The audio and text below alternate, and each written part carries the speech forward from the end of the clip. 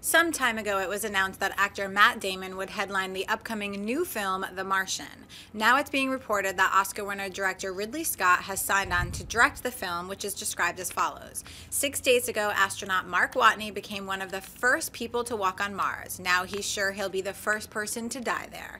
After a dust storm nearly kills him and forces his crew to evacuate while thinking him dead, Mark finds himself stranded and completely alone with no way to get even signal Earth that he's alive. And even if he could get word out, his supplies would be gone long before a rescue could arrive. Christian, buy or sell a Ridley Scott, Matt Damon team up for The Martian?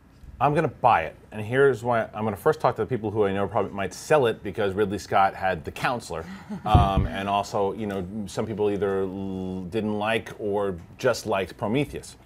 Matt Damon has been attached for this project for a bit. His creative spirit is obviously behind this movie, so you know he has license to sign off on directors. And when you get a chance to work with someone of Ridley Scott, who made Prometheus look beautiful, by the way, we're going to see a great look in Mars.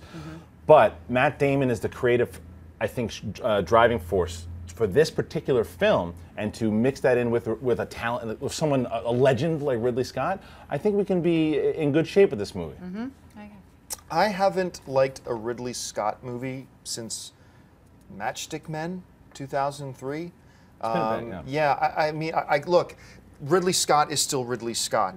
He deserves his ironized bust in the Hollywood directors of fame. You know, he does. One of the all-time greats. I'm not happy with the films he's been producing lately, though, and it pains me to say that. But if I'm going to be honest with myself, a lot of his films in a row, like, don't even get me started on Robin Hood. But I go to a lot of his films and I'm like, ever since Gladiator, I mean, it's just like, it's just not the same guy anymore. Do you think it's different, though, in the fact that, like, 'cause those movies, even Robin Hood or the last two films, he went out, found those projects, brought them in, you know, really worked on them. As this one, we haven't seen him do this in a bit, that this is already set up. This is already moved. They're bringing him in as just like a hired gun, if you will. He hasn't done that in the past. Yeah, but he's still the guy in the chair, you know? And as much of a force as Matt Damon is in Hollywood, ain't nobody going to tell Ridley Scott what he can and can't do. Because he's earned that, right? So I'm going to keep my fingers crossed for it, but I'm still going to buy this. I'm going to buy it simply because I think the story sounds really freaking cool. And you put Matt Damon in a Tom Hanks, what was the name where he's, the name of the film? Castaway. In a Castaway kind of role, except on Mars. Look, I'm nervous about the Ridley Scott thing, but for me it's a buy. I'm going to buy it. I'm not nervous about Ridley Scott. I'm with you guys. I know that he's made a lot of missteps in the last decade or so, but he also did Blade Runner, he did Alien, he did these wonderful atmospheric pressure cooker films, and I think this kind of has that same vibe of being very isolated, very claustrophobic, and I think you're right. I think he's going to make the world look beautiful.